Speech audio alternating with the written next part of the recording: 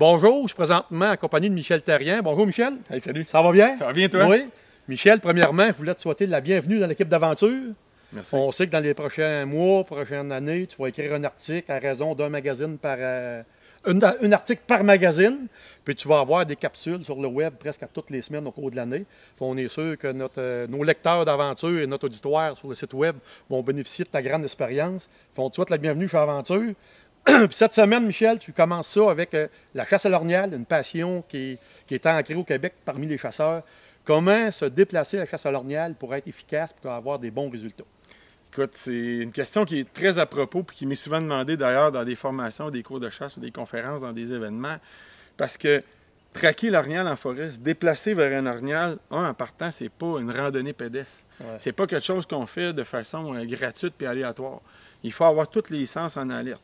Écouter, regarder tous les détails, parce que des fois, l'orignal est couché, on va voir une partie de panache, on va voir un flanc, une patte, mais surtout, épouser les formes de la forêt. L'orignal, on dit souvent, tu l'entends l'expression, il faut être dans la peau de l'animal. Ouais. Mais pour un humain, se mettre dans la peau de l'animal, ça demande beaucoup de renoncement. Parce qu'on va vite, on est des êtres qui sont tout le temps constamment en déplacement rapide. Et quand on arrive dans l'univers de l'orignal, si on va trop vite, si on ne fait pas les pauses, parce que l'orignal, il marche, il arrête, il observe, il analyse. Et si on ne fait pas ça, on devient un peu un prédateur. Tu ne deviens pas un orignal pour l'orignal, tu deviens un prédateur qui poursuit l'orignal. Et là, tu aiguises sa suspicion, tu aiguises sa méfiance. Et là, il y a moins de probabilité de pouvoir le voir dans un contexte de chasse pour proprement soit tirer à l'arbalète dans sa direction, à l'arc ou à la carabine. Donc, c'est un art. Fait que oui, c'est encourageant, c'est entreprenant de faire ce type de chasse-là. Ouais. Et c'était ultimement efficace. Ouais. Mais quand vient le temps de la pratiquer, où passer, comment travailler avec le vent, mais surtout faire 2 pas, 3 pas, s'arrêter, regarder.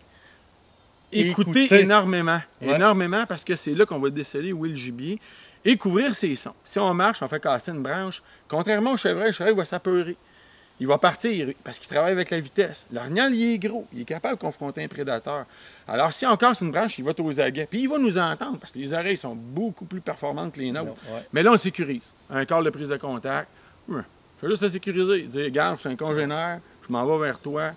Et à ce moment-là, l'équation du succès est souvent rencontrée. Il ne faut pas précipiter les gestes. Et quand j'accompagne des chasseurs en contexte de chasse fine, de déplacement, la majorité du temps, il faut ralentir le rythme. Tout le monde n'est porté à aller trop vite. Exact. Un petit truc, moi, Michel, tu me permets que je prends, quand je marche en forêt, puis je suis sur une période de marche-caule, j'essaye d'arrêter dans des places ombragées. Ça paraît niaiseux, là, mais juste d'arrêter dans une place ombragée, tu deviens 2 fois moins visible pour l'orignal.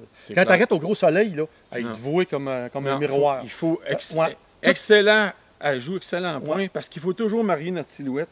Et l'orignal lui-même, en général, si on cale et on est dans la peau d'un orignal, ne va pas s'exposer dans des grandes ouvertures.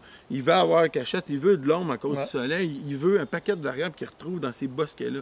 Alors, un supplément d'information vraiment pertinent pour les chasseurs. Avancer au bon rythme et écouter, c'est une bonne solution pour avoir plus de succès. Et c'est très bon la chasse fine. Merci Michel, c'était très plaisir. Merci.